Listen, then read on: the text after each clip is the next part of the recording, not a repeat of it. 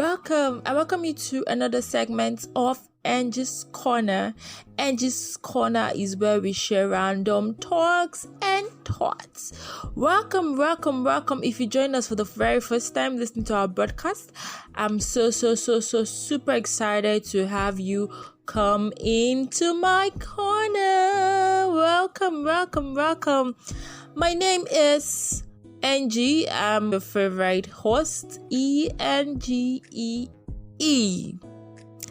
And today on Angie's Corner, we'll be talking about guess. I want you to guess the topic we're having today. And the random talks or thoughts we'll be sharing today is: what reason do you have to stick to the partner of yours? Yes. What are your reasons for sticking to your current partner or for sticking to that partner? Yeah, your spouse, the opposite sex, obviously. What are your reasons for sticking to that partner? Yeah. So, I would like to kick off today's talks by sharing a story of a friend of mine who got married 2 weeks ago. Yeah, in the midst of lockdown and all that. And so I was about to get really angry with him that he didn't invite me for his wedding, but I got to understand that he didn't invite more than 10 persons, including his family members, so which is fine. Alright, so one thing special about him is he's a person with disability. He's mobility impaired, so he uses makes use of the wheelchair for aid to walk around or to move around. And he got married. Yes, just like every other person, he has human feelings, he has his heart, he needs to be loved and he needs to show love to people. That is one fact I want you to understand. And so I reposted his post on Twitter and I was like, congratulations to my friend, happy married life. And someone private chatted me and like, I guess this guy must really be boxed up for this lady to have stick to him. And I'm like, whoa, do people have to have material reasons to stick to a partner? And that is why I had to bring it into my corner, Angie's Corner. Let's share these random talks and thoughts together. So I thought about it and I said, okay, let me just discuss it today on this corner. And it's on the course of reflecting, I went back to my undergraduate days, and I remember when I was amongst my friends, we were going out and conversations striked and the shared conversations and all that. And there was this topic that arose from one of my female friends, and she said, can you get married to a person with disability? And when she asked that question, I began to wonder, what if I was a person with disability? What if I ended up having a disability? Or what if I have a friend or a sister or a brother who has a disability? Would this be the question that would rise up when they're about to get married or when they're about to choose their life partner?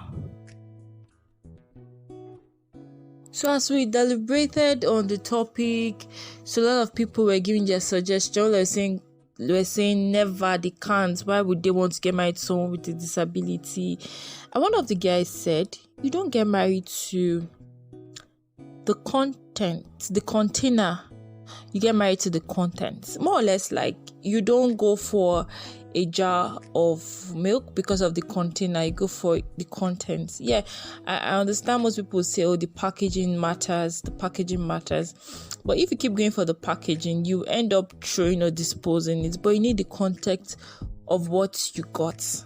Do we get that? Yeah. So I had to really relate that to everyday life and to see. You go for something because you want that person.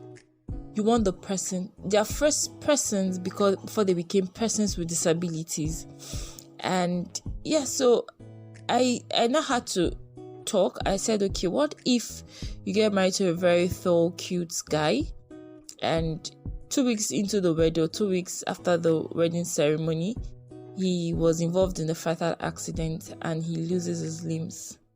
What would happen? Would you want to stop the marriage? Would you want to break up with him? And what if for a woman, and in the process of cooking or something, or maybe working, she becomes blind?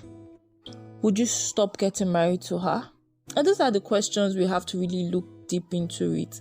Before we go into love, let's consider some certain things that can you be able to stand with this person in good times and trying times and all that. And so I want to say big congratulations to my friends who are married to persons with disability. Thank you for seeing them for who they are and not for seeing them who they are, not their physical appearances, because it would really be very bad of you if you do so. I'll say a big thank you. And I want to also say to my other friends who are considering getting married and they're looking, okay, this guy is short, I'm tall, I can get married to a short guy. My children's future is at stake. I'm short, I can get married to a short lady. My children's future is at stake. And really, all this do not care. It do not matter. They don't matter at all. I want us to stop looking at the present. Stop looking at now. Let's look at the future. Can you stay with this person in the next 10 years? Can you guys still be friends in the next 15 years? Can you guys still be together? Can you guys enjoy moments together? These are the questions we should be asking ourselves, not physical appearances. And I really want us to take our time to think about it, go through your thought process, and would you want to stick with this partner? Whatever happens to him or her, would you still be able to stick with the person? And not because the person is a person has a disability or the other, and you want to just back out. And the person is an awesome person. What if that is who you want to get married to?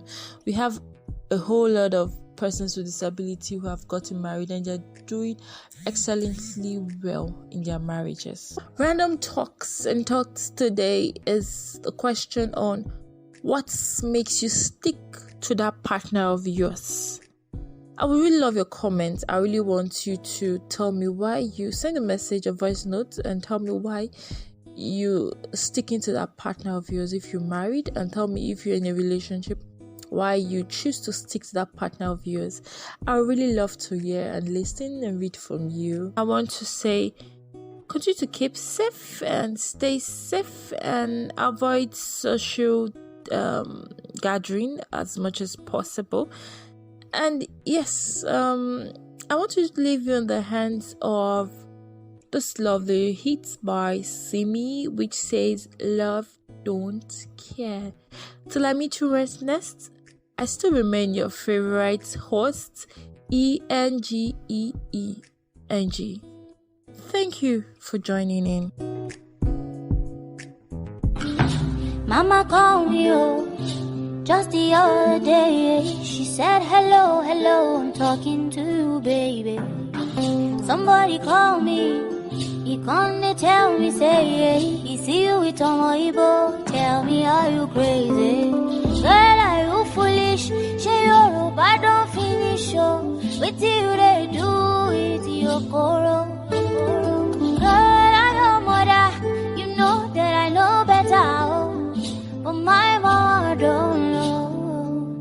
That love don't care who you be, where you there from. Love don't care at all. Love don't care who you know, where do you get to. Love don't